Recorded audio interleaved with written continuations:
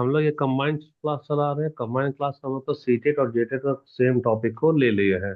CTET वाला जो है, सीटेट वाला में देखो तो चाइल्ड डेवलपमेंट पेडागोजी में हमको जाना, section C learning and pedagogy है ना। तो लर्निंग एंड पेडागोजी में एक यहाँ पर टॉपिक है, उसका नाम क्या है सीटेट में? तो सीटेट में दिया है how children think and learn, यानी बच्चे को ऐसे सोचते और सीखते हैं।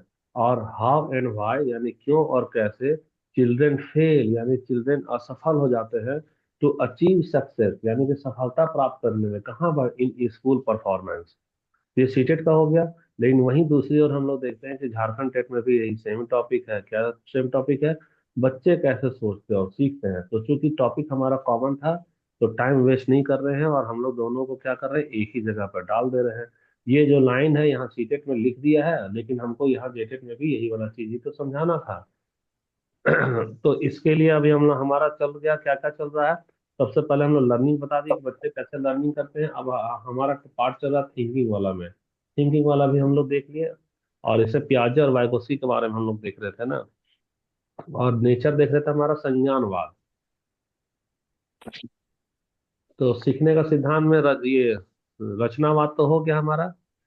रचनावाद में हमारा क्या बताया है? कॉग्निटिविज्म। कॉग्निटिविज्म समझा दिया अच्छे से। दूसरा हमारा क्या है? ह्यूमनिज्म, यानी मानवतावाद। मानवतावाद का मतलब है बच्चे की भावना को ध्यान में रखा जाता है, और बच्चे का आत्मसम्मान। ये सब वेस्टर्न कंट्री में जाता होता है। वेस्टर्न कंट्री, अमेरिका, रसिया, यूरोप में जाओगे तो बच्चे का फीलिंग्स और बड़े का फीलिंग्स में कोई अंतर नहीं होता है। जैसे हम लोग बड़े हो जाते हैं तो रूम का अलग कर लेते हैं, किसी के साथ नहीं ना सोते हैं, बेड अलग कर लेते हैं, अकेले ही सोने का आदत हो जाता है। तो बच्चे हैं, बच्चे में एशिया वगैरह में क्या है कि एक बच्चा को दूसरा बच्चे के साथ सुला देता है। लेकिन वेस्टर्न कंट्री में जाओगे तो एक जब बच्चा हुआ तो बच्चा को सेपरेट कमरा दिया जाता है। उस कमरा में सिर्फ और सिर्फ बच्चा ही रहेगा। वहां पर एक पलंग होगा, उसमें सिर्फ एक ही बच्चा सोएगा। यानी कि वहां पर बच्चे की भावनाओं का ज्यादा कदर करते हैं। और वहाँ दो तरीके का पुलिस होता है। जैसा भी थाना जो होता है ना, थाना, कुछ भी घटना घटेगा तो हम्म। वह थाना किसका रिपोर्ट लिखता है जानते हो? अ, थाना कहने का सबके लिए, लेकिन 18 साल से ऊपर वाले के लिए थाना में चला गया। और जो 18 साल से नीचे वाला है, मान लो कोई 4 साल का बच्चा है, तो 4 साल का बच्चा कभी भी थाना में रिपोर्ट जाता है लिखाने? नहीं ना लिखाने जा रहा है, क्योंकि यहाँ पर जो पुलिस है वह हम्म। कॉमन है। पुलिस किसके लिए? कॉमन है। लेकिन वेस्टर्न कंट्री में दो तरीके का डिपार्टमेंट है। एक तो हमारा पुलिस किसके लिए है? एडल्ट लोगों के लिए। और दूसरा पुलिस किसके लिए है? चाइल्ड लोगों के लिए। यानी जो बच्चा 4 साल का है, 5 साल का है, जो 16 साल का है, वो सीधा यहाँ पर कंप्लेन करेगा। पुलिस आएगी, और ना इसका पुलिस अलग से ट्रीटमेंट करेगी। उसे मम्मी को पापा को हिरासत में ले लेती है अगर कोई बच्चा कंप्लेन करता है, और छोटा सा कंप्लेन। पुलिस पुलिस, पापा ने मेरा रूम अलग नहीं दिए हैं। पुलिस पुलिस, पापा ने मेरा बेड अलग नहीं दिए हैं। ऐसा होता है वहां पे। तो खैर, ह्यूमनिज्म क्या कहता है कि बच्चे की भावना को आप कद्र करो, जैसा आप बड़े की भावना का कद्र करता है। और एक बच्चा का भी सेल्फ एस्टीम होता है, यानी सेल्फ आत्मसम्मान होता है। तो जब भी हम लोग उसको लर्निंग कराएंगे तो उसको क्या मानते हैं? केंद्र में मानते हैं। और बच्चे में होता है भावना। क्यों होता है भावना? एक छोटा सा बच्चा को तुम डांट दो, छोटा सा बच्चा को क्या करो? डांट दो, तो बच्चे का दिल में ठेस लगेगा। वह क्या करता है बता सकती हो? रोना स्टार्ट कर देती हूँ। रोना शुरू करता है ना, यानी कि वह बता रहा है कि उसकी भावना क्या हुई, हर्ट हुई है, तकलीफ पहुंचा है। लेकिन हम लोग बता रहे हैं, छोड़ो ना बाबू, एगो चॉकलेट दे देंगे, फुसला लेते हैं, फुसलाते हैं ना हम लोग। मम्मी तुम ही लोग तो माँ हो, जी। कई लोग तो माँ हो गए, अपने बच्चे को ढाए ढाए ढाए डपट देती है। हल्का फुल्का गलती में डांटती डपटती हो। तो साइकोलॉजी यानी कि पेडागोजी क्या बता रहा है कि हमको उसकी भावना को कदर करना है और आत्मसम्मान करना। इसी को देखते हुए हमको क्या सिखाना, यानी सेंटर पे क्या रहेगा? सेंटर में उसकी फीलिंग्स रहेगी। यानी यहाँ हम लोग हो गए मानवतावाद की बात बता दिए। तो देखो हमारा रचनावाद में क्या क्या सीख लिए, संज्ञानवाद सीख लिए, मानवतावाद भी सीख लिए। कोई ज्यादा परेशान है नहीं, खाली जी। दिखने में ये सब डरावना वाला वर्ड है। एग्जाम ट्रैप में देखो, एग्जाम ट्रैप जो कि परीक्षा में तुमको फंसाएगा। बच्चे बड़ों से कम सोचते हैं, तो गलत। अगर बड़ों से कम सोचेंगे तो वेस्टर्न कंट्री अलग से पुलिस रखता क्या? तो देखो बच्चे जो है नहीं। सब बड़ों से कम नहीं सोचते हैं, बल्कि अलग तरह से सोचते अलग हैं। तरह के अलग तरह का मतलब, अब हम हम्म। मनीषा को डांट देंगे तो मनीषा नहीं रोएगी। लेकिन मनीषा अगर मान लो 1 साल की रहती और हम डांटते तो अभी मनीषा क्या करती? रोती। यानी फीलिंग है। हम्म। मनीषा के अंदर जो 1 साल में फीलिंग था वही अभी भी है। अंतर क्या है? वह अलग तरीके से व्यक्त कर रही है। बचपन है तो रो कर व्यक्त कर रही है, और बड़ा है तो अंदर ही अंदर रोकर व्यक्त कर रही है। दूसरा ट्रैप है, सीखना का मतलब होता है कि खाली व्यवहार में परिवर्तन, मैंने कि चेंज इन बिहेवियर। ये डिफिनेशन याद है कि भूल गई? What do you mean by learning है? लर्निंग का परिभाषा क्या बताया थे? Change in behaviour. जी जी सर। चेंज, देखो साइकोलॉजी वाली लड़की लोग को तो फटाफट जवाब देना था, सीधी सीधा तो सब चीज तुम लोग को कई बार पढ़ा दिया गया था। तो चेंज जी इन बिहेवियर तो सर बोलेगा कि बता क्या, रहे हैं। देखो क्या व्यवहार में परिवर्तन ही सीखना है। तो देखो यह पुरानी सोच हो गई। आधुनिक सोच क्या कहता है कि मीनिंग मेकिंग होता है। मीनिंग मेकिंग यानी कि तुमको अर्थ का निर्माण करना है। अच्छा, तीसरा हमारा क्या, गलतियां अगर कोई बच्चा कर रहा है तो वह सीख नहीं पा रहा है, तो यहाँ पर ये गलत है। गलतियां कर रहा है इसका मतलब वह बच्चा सीख रहा है, तभी तो गलती कर रहा है। प्रयास कर रहा है यानी वो जी सीख रहा है। जैसे मान लो कोई बच्चा बोलेगा क्या कि हम फेल कर गए हैं, कोई बच्चा क्या फेल किया, तो फेल किया इसका मतलब वह क्या दिया था, वह कुछ तो लिखा था, कुछ तो जी लिखा, कुछ तो लिखा यानी कि वह क्या कर रहा है, प्रयास कर रहा है। और प्रयास को क्या बोला गया, सफलता की पहली सीढ़ी। सफलता की पहली से पहली सीढ़ी। पहली सीढ़ी। और दूसरा लड़का बोलेगा ना कि हम फेल नहीं किए हैं, फेल नहीं किए। क्यों नहीं फेल किया? बोले हम तो एग्जाम ही नहीं लिखे, तो हम फेल क्या करेंगे? और अच्छे से हंसे, ये लो आहा, हम तो एग्जाम लिखवे नहीं किए तो फेल क्या किए? भैया तुम एग्जाम नहीं लिखा है, यानी तुम प्रयास क्या किया बताना? प्रयास तो प्रयास नहीं जीरो किया। किया। तो जीरो किया तो ये लर्निंग थोड़ी होगा ये। ठीक है, ये भी हमारा खत्म हो गया। देखो प्रीवियस ईयर का क्वेश्चन है, हाँ, यहाँ पर बच्चे की गलतियों के बारे में निम्नलिखित में से कौन सा कथन सही है? बच्चे की गलतियां शिक्षक को दंडित करने का अवसर देती है, गलत बात। बच्चों की गलतियां उनके जी सर। सोचने की प्रक्रिया को समझने का एक क्या है, क्रिया को अवसर है। समझने का एक अवसर है। क्वेश्चन यहाँ नहीं करेंगे, टाइम वेस्ट हो जाएगा क्वेश्चन करेंगे तो। एक क्वेश्चन और आ जी गया है। देखो शिक्षण अधिगम प्रक्रिया में एक्टिव एंगेजमेंट का क्या अर्थ है? तो शिक्षक की बात को ध्यान से सुने और नोट करें। दूसरा, कक्षा में अनुशासन नहीं बनाए रखें। कि देखो पूछताछ है, जांच है और बहस है, यानी कि जांच और एक्टिव पार्टिसिपेंट हुआ ना, बहस। अज्ञान का निर्माण, यही वाला सही हो गया। जी तो हमारा पार्ट वन खत्म हो गया। पार्ट वन खत्म हो गया, अब हम लोग क्या पार्ट टू की ओर बढ़ रहे हैं। तो पार्ट टू में हम लोग क्या देखें कि यहाँ पर हम बच्चे की नहीं बल्कि सिस्टम की कमी के बारे में बात करेंगे। जैसे हमारा देखो सिस्टम की क्यों बात कर रहे हैं, यहाँ पे लिखा गया था सिलेबस में कि बच्चा क्यों फेल करता है। वही ना है, तुम लोग पता नहीं सिलेबस लिखी थी, अभी क्लास जब भी चालू होता सिलेबस लिखा करो। यहाँ पे ये रहा सिलेबस, यहाँ पे लिखा है ना, how and why children fail. Fail यानी टू अचीव सक्सेस, यानी असफल क्यों हो रहा है सफलता प्राप्त करने में। तो हमको देखना है कि कमी बच्चे में है कि सिस्टम में है। तो कोई लड़का अगर फेल कर रहा है तो पेज नंबर कहाँ था वो याद है, ये तो हो गया है। तो हम लोग अगर कोई लड़का असफल हो रहा है तो हम देखेंगे कि क्या कमी बच्चे में है, क्या हो सकता है कमी सिस्टम में भी हो। दोनों में झांकेंगे। जी तो दोनों में झांकेंगे तो देखो why children fail in school performance, यानी बच्चे स्कूल के प्रदर्शन में असफल क्यों होते हैं। कुछ भी एग्जाम ले रहे हैं तो क्यों नहीं हो रहा भाई? तो देखो मॉडर्न पेडागोजी क्या मानता है कि यदि बच्चा फेल होता है तो इसका मतलब बच्चा नहीं फेल है, कौन फेल हो गया, पूरा व्यवस्था फेल हो गया। गुरु सिस्टम जी फेल में। हो गए, प्रिंसिपल फेल हो गया और सिलेबस भी फेल हो गया। कि तुम कैसा सिलेबस दे दिए थे भाई कि बच्चा फेल कर गया? कैसा टीचर रखे थे कि फेल कर गया? कैसा तुम सिस्टम बनाकर रखे थे कि बच्चा फेल कर गया? यानी अगर हम लोग सीटेट में मान लो तुम लोग पास नहीं करोगे तो किसकी गलती थी, तुम्हारी की सीटेट वाले की? हाँ, इसमें तो अपना ही गलती है, हम दोनों लोग का क्या गलती करें। सर। दोनों का गलती रहेगा क्या?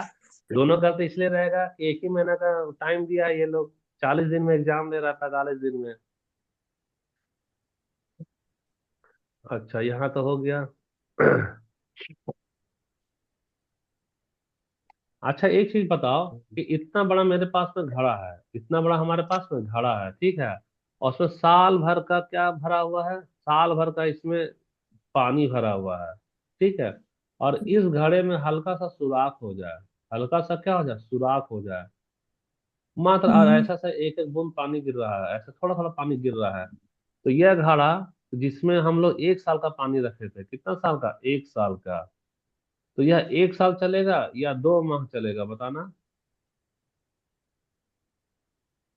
एक साल 2 माह से नहीं चलेगा। गिर रहा है पानी। 2 माह चलेगा। अब सुनो, हम जो हैं तो 4 बजे से क्लास ले रहे हैं, तो तुमको फायदा होना चाहिए था कितना दिन का, तुमको ले होना चाहिए था कि सीडीपी में, तुम सीडीपी में कैसे हो जाती, एकदम पहलवान हो जाती, कैसा हो जाती, पहलवान। जैसे कि तुमको हम कितना दिन खिला रहे हैं, 12 माह से तुमको हम क्या खिलाए हैं, खाना खिलाए हैं, तो तुम पहलवान जैसा ताकतवर हो जाती। हल्का सा सुराख है, हल्का सा सुराख कैसे है, तुमको 4 बजे के बजाय कोई लड़की को हम देखते हैं क्या, तो पहला क्लास मिस की, फर्स्ट क्लास क्या हुआ उसका, मिस हो गया, तो हम खाना तो खिलाए तुमको पहलवान वाला, लेकिन तुम खाना कितना खाई हो, 2 ही महीना, तुम पहलवान नहीं रहोगी, तुम क्या बना रही हो, कमजोर बन रही हो। समझे। अब जो ये किसके लिए है, ये उसके लिए है जो फर्स्ट क्लास अटेंड नहीं किए हैं, है ना, जो लोग सेकंड क्लास में आते हैं, ये तो हम डेली का देखते हैं कि पहला अटेंडेंस में कुछ रहेगा, दूसरा अटेंडेंस थोड़ा सा बढ़ता है। देखो, विफलता का मनोवैज्ञानिक और शैक्षिक कारण हमको देखना है। तो क्यों विफल हो रहा है, सबसे पहला है lack of interest. Lack of interest का मतलब देखो ना, हमारे पास में सारे स्टूडेंट तो हैं जो कि फीस दिए हैं और जिनको लिंक गया है, पर्सनली तो लिंक नहीं भेजते हैं, पैसा भी उनका जेब से लग हम्म, चुका है, लेकिन इंटरेस्ट देखो, किसी का इंटरेस्ट है, जो कितना भी हम मैसेज करेंगे, अगर दी 4 तो वो लोग जग जाएगी 4 बजे, है ना, और अगर हम मैसेज किए 4 तो उसका नींद टूटेगा कितना, 5 बजे। तो ये दिखा रहा लैक ऑफ इंटरेस्ट। तो लैक ऑफ इंटरेस्ट है, अगर भी तुम्हारा रुचि नहीं है तो तुम्हारा मन नहीं लगेगा। और दूसरा रिलेवांस। रिलेवांस का मतलब हमको पढ़ाना है सीटेट और जेटेट, और हम बात करने लगेंगे अचानक से कि चलो भाई हम लोगों को पिकनिक चलना है, और पिकनिक में हम लोग कहाँ जा रहे हैं, तो गोवा जा रहे हैं। मजा तो बहुत आ रहा है सुनने में, लेकिन अभी अभी रिलेवांस है क्या, नहीं है। नहीं। नहीं। तो उसी तरह से देखो, असफलता का कारण होता है, सबसे पहले तो इंटरेस्ट जगाना चाहिए, और दूसरा कि मुद्दा की मेहनत वहां करना चाहिए जो कि रिलेटेड हो, जो कि रिलेटेड हो। अब जहाँ रिलेटेड ही नहीं रहेगा वहां तुम क्या करोगे, वहां जुड़ाव महसूस नहीं करोगी। तो जब जुड़ाव नहीं महसूस करोगी तो जी। इसको बोलते हैं डीकॉन्टेक्चुअलाइज इंस्ट्रक्शन। एक होता है कॉन्टेक्स्ट, कॉन्टेक्स्ट के ऊपर इंस्ट्रक्शन, यानी एकदम टू द पॉइंट, मछली का आंख दिखा रहे हैं अर्जुन को, कि क्या दिखा, तो मछली की आंख, तीर चलाया आंख में लग गया। अब पूछता है भीम को क्या दिख रहा है, गुरुजी मछली जो बैठी है ना वो आम के पेड़ पे बैठी है, बहुत मोटे मोटे ताजे ताजे आम आम है, मुंह में पानी भी आ रहा है। गुरुजी बोलेंगे भैया भीम तेरा निशाना लग गया, लगाए थे, तीर लगाना था तुमको मछली पे, तुम्हारा तो तीर जा रहा उसका कहाँ, आम पे। तो अब भीम के लिए इंस्ट्रक्शन कैसा हो गया, डीकॉन्टेक्चुअलाइज इंस्ट्रक्शन हो गया। और अर्जुन के लिए क्या हो गया, एकदम कॉन्टेक्स्ट वाला, सीधा उसको आंख दिख रहा है, वैसे ही हमको रखना है। दूसरा वाला पॉइंट पे आ जाओ। दूसरा सबसे बड़ा लोग असफल क्यों होता है, सर बाकी लोग को तो आप 1 साल से पढ़ा रहे हैं, उसका तो सिलेबस कंप्लीट हो गया ना, हम तो अभी न जुड़े हैं, 1 ही महीना 1.5 महीना, हमारा तो सिलेबस भी नहीं हुआ है, तो हम कैसे करेंगे। डर हो गया, चिंता, बाकी लोग बहुत आगे निकल गया, हम तो आगे नहीं निकले, अरे भैया ये फियर और ये एंजाइटी अंदर से तुमको खा जाएगा, खोखला कर देगा। तुमको क्या करना है, ना तो डरना है और ना ही चिंता करना है, तो सोना भी नहीं है। डरना और चिंता नहीं करने का मतलब क्या है, तुमको प्रयास करना है। क्या करना है, प्रयास। तुम प्रयास में क्या करोगी, गिरोगी, अरे कौन सा ऐसा बच्चा है जो बिना गिरे हुए चलना सीखा है, बताओ, हम और तुम सब कोई, हम और तुम सब कोई कोई नहीं के सर। पहले गिरे हैं, है ना, उठने के पहले गिरे हैं। तो जिंदगी एक हिस्सा है, गिरना है, उठना है और चलना है। तो जब गिरना है तो हमको डरना नहीं है, गिरने का मतलब है कि हम प्रयास कर रहे हैं, एक दिन आएगा जब हम उठेंगे।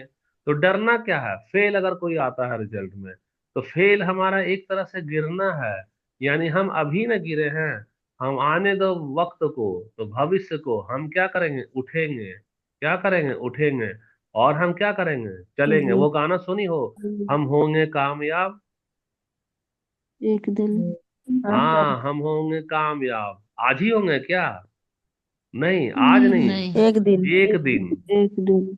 हम होंगे कामयाब, एक दिन। भले आज हम गिर रहे हैं, भले आज हम फेल कर रहे हैं, भले आज दुनिया हमें क्या कर रही है, हीन नजर से देख रही है, डर है, चिंता है, तो उस डर को ऐसा करो मेहनत कि डर जो है तुमको देखकर डर जाए कि बाप रे बाप ये तो आदमी बड़ा मजबूत है। चिंता तुमको देखकर चिंतित हो जाए, तुम्हारी मेहनत देखकर चिंतित हो जाए। बस तुम यही चीज तो करो, मेहनत करो, निडर रहो, और चिंता को छोड़ो, खाली प्रयास करो। अरे कुछ नहीं होगा, एक बार फेल करेगी, करो एक बार फेल, दूसरी बार कहाँ जाएगा, पास तो करेंगे। पास करेंगे ना। तो ये तुम्हारा रिजल्ट प्रभावित करेगा। कैसे प्रभावित करेगा? जब तुम्हारे अंदर फियर हो जाए, जब तुम्हारे अंदर एंजाइटी हो जाए। डरना नहीं और चिंता नहीं करना है। जैसे देखो, हम भी तो जेट का फॉर्म भरे हैं, भरे हैं ना जेट का फॉर्म हम भी। अचानक से मार्च जी। वाला आया है, तो क्या अब हम डर के मारे एकदम रोना चालू कर दें और चिंता के मारे खाना नहीं। छोड़ दें? कुछ नहीं, जो होगा देखा जाएगा। हम क्या करेंगे, अपना सर्वोत्तम प्रयास करेंगे। सर्वोत्तम प्रयास दो ही चीज होगा, या तो फेल या तो पास। अगर फेल कर गए तो हम अगली बार फिर से वो गाना सुनेंगे, हम होंगे कामयाब। तो कब होंगे? अगली बार। तो अगली बार हम लोग कहाँ चला जाएंगे? पास में चले जाएंगे। तो ये तो दूसरा वाला पॉइंट भी हमने समझा दिया, फियर और एंजाइटी। बच्चा जब डरेगा तो उसका वर्किंग मेमोरी को क्या करता है? ब्लॉक कर देता है। वह सब कुछ जानेगा लेकिन एग्जाम में नंबर कम आ जाएगा। एग्जाम में क्या आएगा? जी। नंबर कम आएगा। देखो तीसरा वाला, तीसरा है पैसिव लर्निंग। पैसिव लर्निंग का मतलब खुद अपने दिल से पूछो, हम कितना बकबक किए जा रहे हैं 4 बजे से, लेकिन जब रिस्पॉन्स हम पूछते हैं कि क्या आगे बढ़ जाएं, तो कितने लोगों का जवाब आता है? 10% लोग क्या बोलते हैं? रिस्पॉन्स देते हैं। तो 10% रिस्पॉन्स दे रहे हो, तो यानी कि बाकी का जो बच्चा हुआ, जो 90% है, वो कैसा है बता सकती हो? बेसिक। पैसे। पैसिव है। और तुमको लगता होगा कि हम मजाक कर रहे हैं। जो पैसिव है, जो खाली सुन रहा है, वह क्या कर रहा है? वो खाली सुन रहा है। तो खाली सुन रहा है का मतलब इधर से तुम्हारा जानकारी गया, और भगवान इधर से क्या कर रहे हैं? निकाल भी दे रहे हैं। उसी से हम चल। 2 दिन बाद जब पूछेंगे ना, तो वो ना अटक अटक के जवाब देगी। क्यों? क्योंकि तुम तो सवाल का जवाब क्लास में दी नहीं हो। अभी जो लड़के क्लास में सवाल का जवाब दे रही है, उसको 2 दिन नहीं 1 महीना तक याद रहेगा। अरे सर का क्लास में ना हम बोले थे। और एक चीज, वो लड़की भले जवाब दी, बाकी की जो लड़की सुन रही है, मान लो ए सुनी, बी सुनी, सी, इतनी सारी लड़की सुनी ना, उसके मन में याद रहेगा, अच्छा सहाय सर ये वाला सवाल पूछे थे ना, तो फलाना जो है ना, तो इसका ऐसा जवाब दी थी। तो हमारा लर्निंग, मतलब देखो, हम लोग फेल वहां करते हैं जहां हमारा लर्निंग किस मोड में चला जाता है? पैसिव में चला जाता है। तो पैसिव में क्या हो गया हमारा? पैसिव में लोग रटंतू वाले हो जाते हैं। सर नोट्स भेज दीजिए ना। हम क्या करेंगे कि हम पेन ड्राइव में रख लेंगे, फोटो में खींच लेंगे, हम मोबाइल में सुरक्षित रहेंगे, भले हम समझे चाहे नहीं समझे, नोट्स तो मिल गया, यानी हमारा काम हो गया। तो रोट मेमोराइजेशन हो जाता है पैसिव वाला में।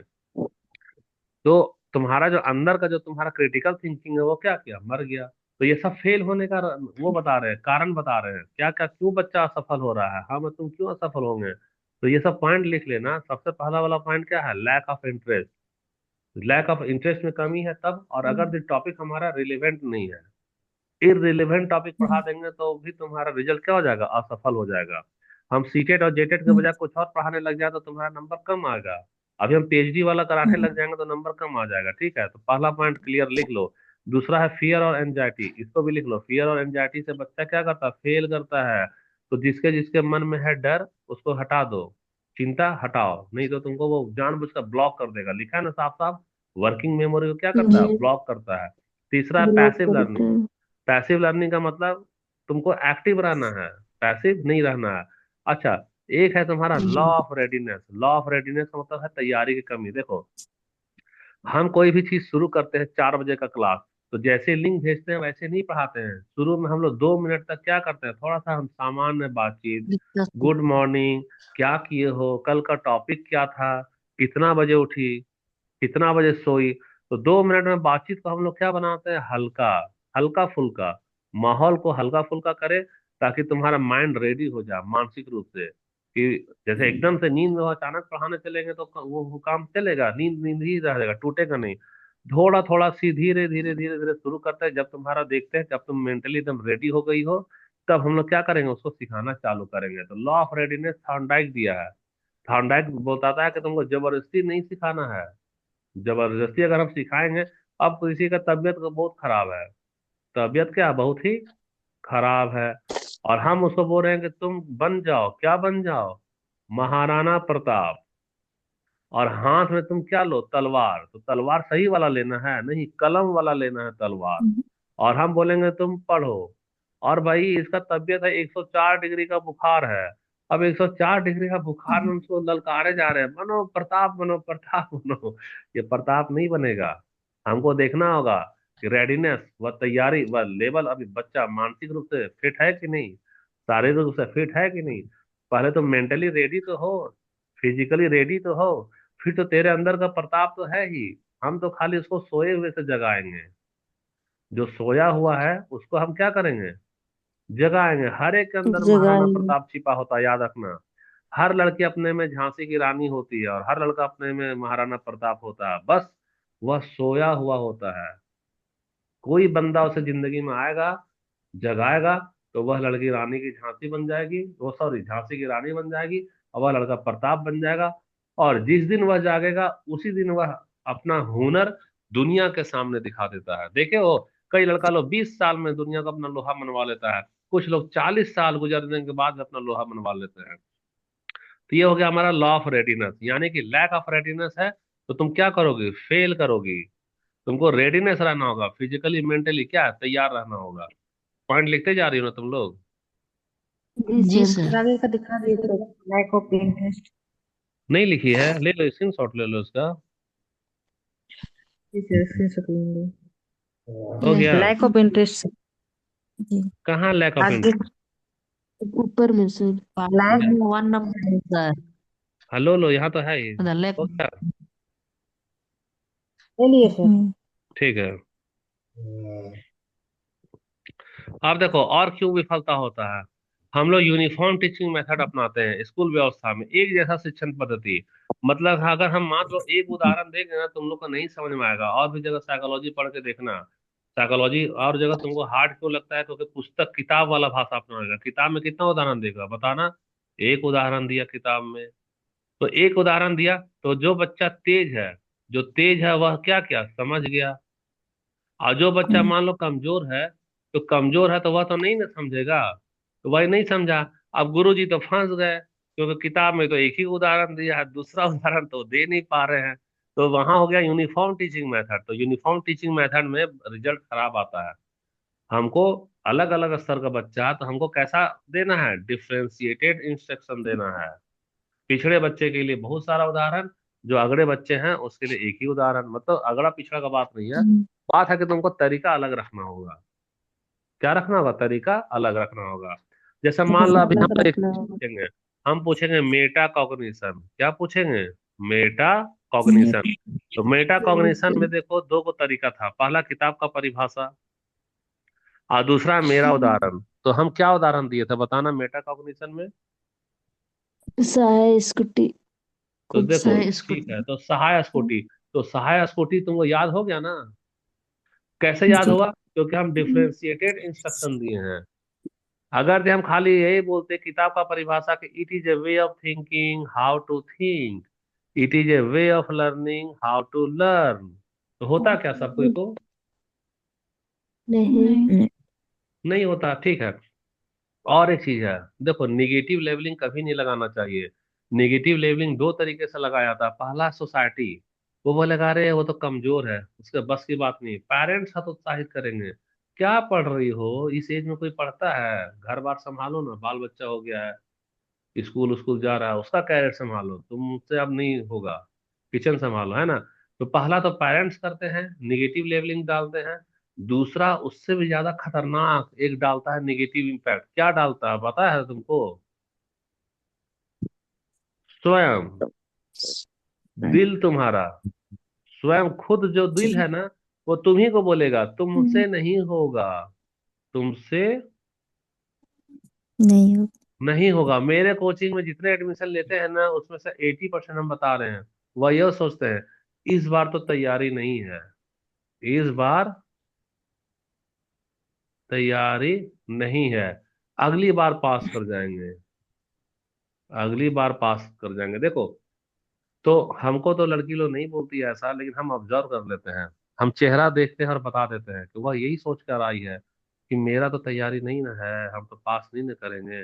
ये लोग तो पास कर जाएगा, बाकी लोग हम अगली बार पास कर जाएंगे इसलिए अभी आ रहे हैं। नहीं, तुम तो खुद का लेवल लगा ली ना। कैसा लेवल लगा ली? निगेटिव वाला। कैसे जान गए कि तुम फेल कर जाओगे? तो पेरेंट्स तो तुमको निगेटिव लेवल लगा ही रहा है, तुम्हारा दिल भी ज्यादा होशियार हो जाता है। तुम ना ओवर कॉन्फिडेंस में अपने आप का आकलन कर ले रहे हो कि इस बार तो हम पास नहीं करेंगे, जबकि ऐसा नहीं हो रहा है। तुमको लेवल को निगेटिव नहीं रखना है, लेवल को पॉजिटिव रखना है। कोई पेरेंट्स, कोई टीचर्स अगर बोल रहा है कि तुम कमजोर हो, मानो कि वही टीचर गलत है, वह पेरेंट्स गलत है। दूसरा, तुम्हारा सेल्फ कॉन्फिडेंस भी अगर बोल रहा है कि तुम कमजोर हो, बोलो नहीं, हम है, यह हमारा कंफ्यूजन है, हम कमजोर नहीं है। तुम मेहनत तो करके देखो ना। देखो, जो मेहनत ऐसा चीज होता है, तुम्हारा बोलने का टोन बदल जाएगा, बातचीत का नजरिया बदल जाएगा। तुमको तुम्हारे पेरेंट्स बोल देंगे ये तो बहुत घमंडी है, लेकिन वो घमंड वमंड नहीं है। अंदर का जो मेहनत होता है, वह सोने के जैसा निखर कर तुम्हारी जबान से झलकता है। तुम 10 दिन मेहनत कर लो और देखो किसी से बात, तुम्हारा टोन बदल जाएगा। और अगर तुम 10 दिन सो लो और किसी से बात करो, तुम्हारे मन में उदासी रहेगा, निराशा रहेगा और हीन भावना रहेगा। नहीं, मेरा तो तैयारी नहीं ना है, फलाना फलाना फलाना दिक्कत था, तो नहीं है, अगली बार देखेंगे। तो निगेटिव लेबलिंग खुद से भी नहीं लगाना, और न ही निगेटिव लेबलिंग किसी और को अपने ऊपर लगाने देना। नहीं तो इससे रिजल्ट क्या होगा? रिजल्ट ये होगा कि तुम शिकार हो जाओगे किसका? असफलता का। किसका? जी। असफलता असफलता। का। ठीक है। अच्छा, तीसरा है फैकल्टी असेसमेंट। देखो, फैकल्टी सॉरी फॉल्टी असेसमेंट। तो फॉल्टी असेसमेंट क्या होता है कि देखो, फॉल्टी असेसमेंट का मतलब है कि मूल्यांकन की प्रक्रिया भी दोषपूर्ण होती है। कैसे? मान लो खाली हम समेटिव एग्जाम लेंगे, क्या साल भर पढ़ा दिया और एक दिन एग्जाम ले रहे हैं? तो एक दिन का एग्जाम पूरी क्षमता का तुम्हारा आकलन करेगा क्या? नहीं नहीं सर। नहीं करेंगे। नहीं ना करेगा। तो समेटिव को इसीलिए खराब माना गया है, बल्कि किसको अच्छा माना गया? कंटिन्यूअस। तो कंटिन्यूअस में क्या खाली तुम्हारा पढ़ाई लिखाई काम आता है? नहीं, हॉलिस्टिक में काम आएगा, यानी कॉम्प्रिहेंसिव भी काम आएगा। जी नैतिकता, चरित्र, आचरण, मानवता, संवेदना, सब कुछ देखा जाता है। तो अगर तुम सब कुछ नहीं देख रहे हो, खाली मैथ मैथ, सीडीपी, खाली कलम वाला चीज, तो वो गलत है, वो फॉल्टी असेसमेंट हो गया। तो फेल होने का कारण समझा रहे हैं तुम लोगों को। तो भैया ये इसका शिकार मत होना, क्योंकि कई के मन में डर है, हमको मालूम है। नाम तो नहीं बताएंगे, लेकिन हमको दिख रहा है, और जो बोल रहे हैं उसको महसूस भी हो रहा होगा कि किसको किसको हम ध्यान में रखकर बोल रहे हैं।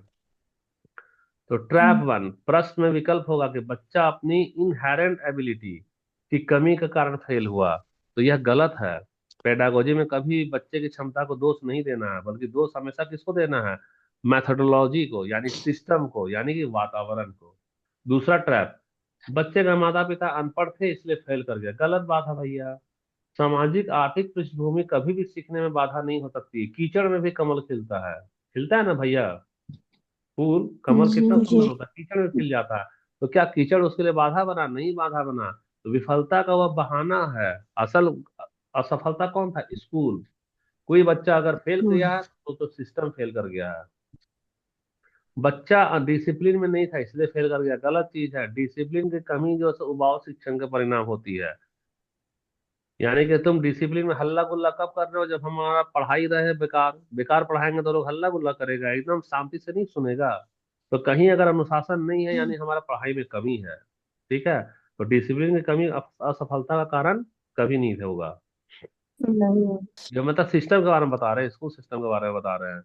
जैसा कि कुछ क्वेश्चन देखो, 30 मिनट तो हो ही गया है।